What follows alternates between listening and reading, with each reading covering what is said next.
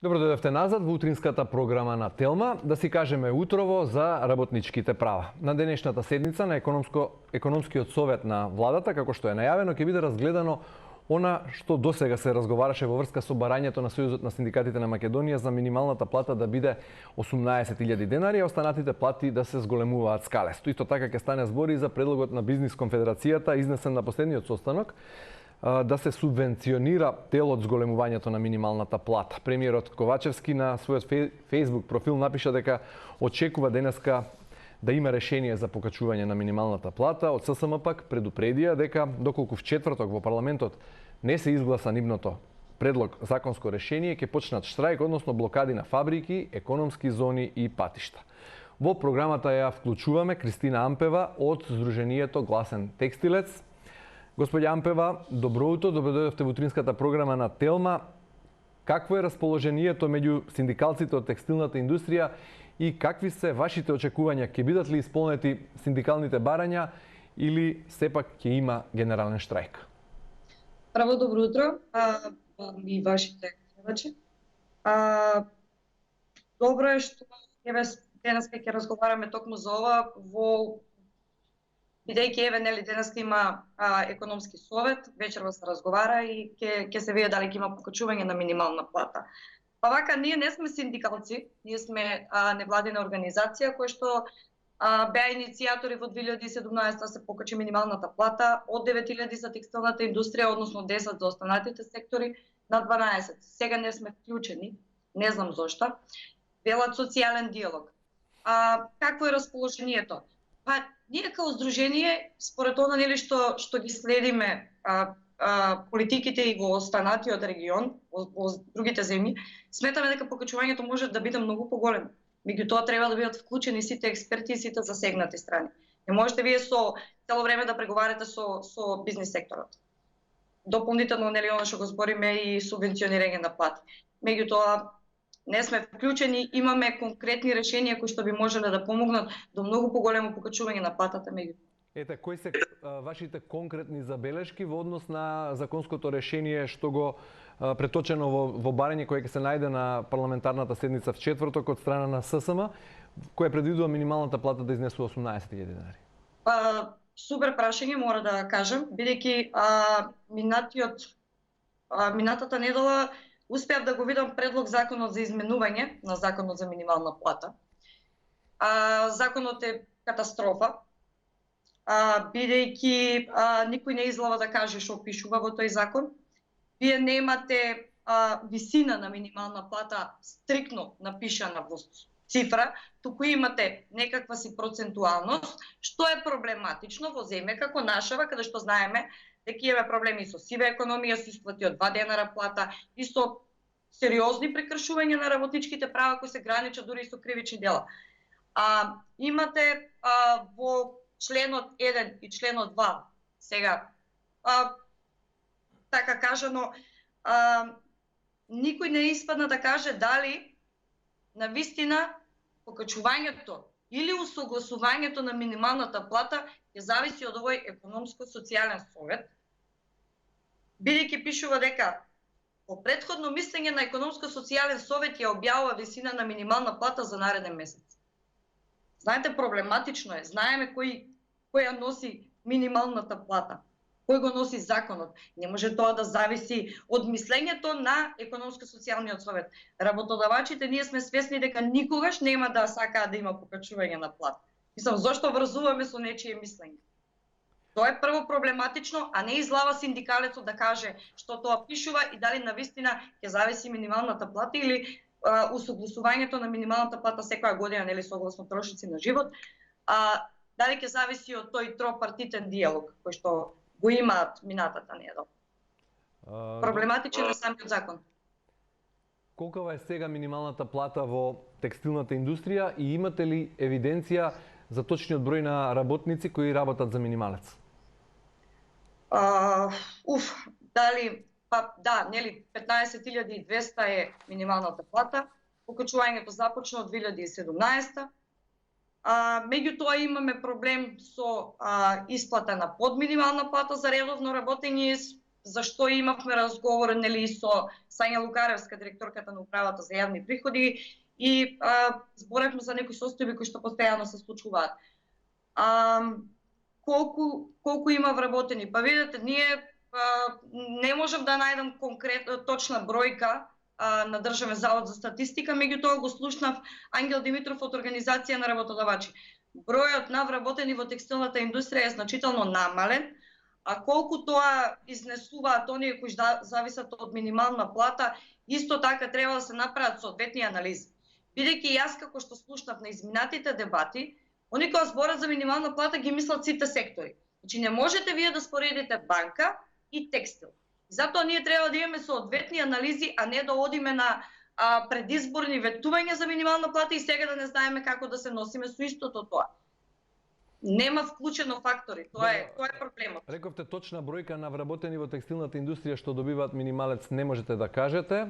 Па бројката последен пат беше некаде околу 37.000, меѓутоа тоа е бројка од 2014 година. Сега бројката, ние имавме некој податок дека само во 2020 некаде околу 7.000 работници ги изгубиле работните места во текстилната индустрија. Значи сега бројката е некаде околу 30. Да, прилично неажурирана е бројката што ја споделувате од 2014-та, бидејќи изминале веќе 8 години од тогаш. Имате ли сознание или конкретни примери за случаи на фиктивна исплата на минималната плата? Тука мислам или на некои додатоци кои се задолжителни со законот за работа на викенд или празници.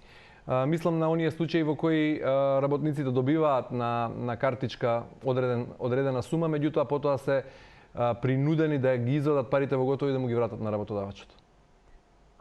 Видете, тоа беа некои ситуации кои што се случува до 2017 година. Освен тоа, сметам дека бевме многу активни на терен и направивме многу притисок заедно со трудовиот инспекторат да тие појави се многу намалени.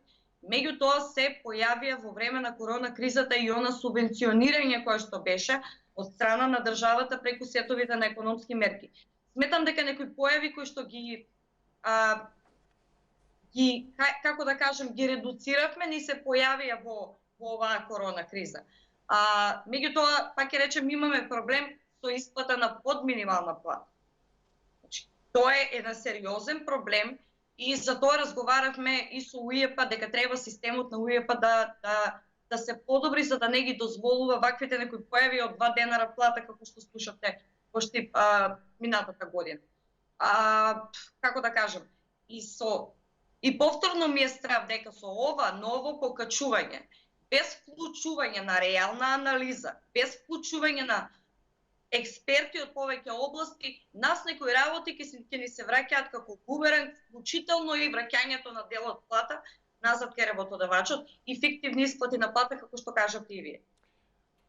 Зошто сте против и барањето на Бизнис конфедерацијата дел од минималната плата да биде субвенционирана од страна на државата?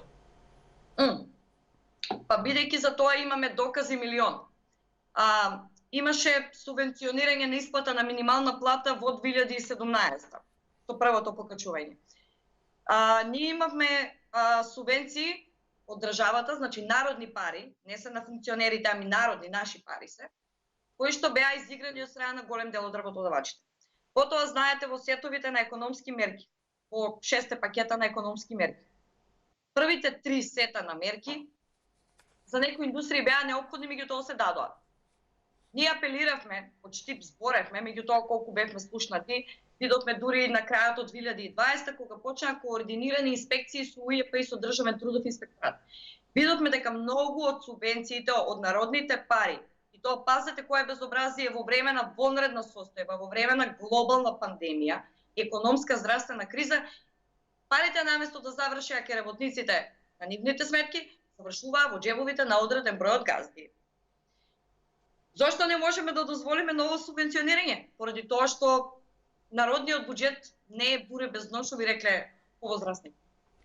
Значи треба да прекинеме веќе со такви некои политики од денес за утре, туку да се зафатиме за работа и да си анализираме состојбата економска во државата, проблемот со иселувањето, проблемот со сивата економија и оно што работниците ни се вработени, а ни се на праг на сиромаштво.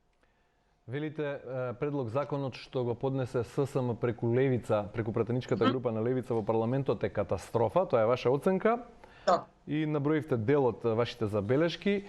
Ајде да ве прашам малку поинаку, кога би имале на другата страна работодавачи расположени да излезат во пресрет на сите ваши барања и влада подготвена или способна да овозможи достоинствен економски амбиент во кој би биле задоволни и работниците и работодавачите, како би изгледала таа ситуација според вас?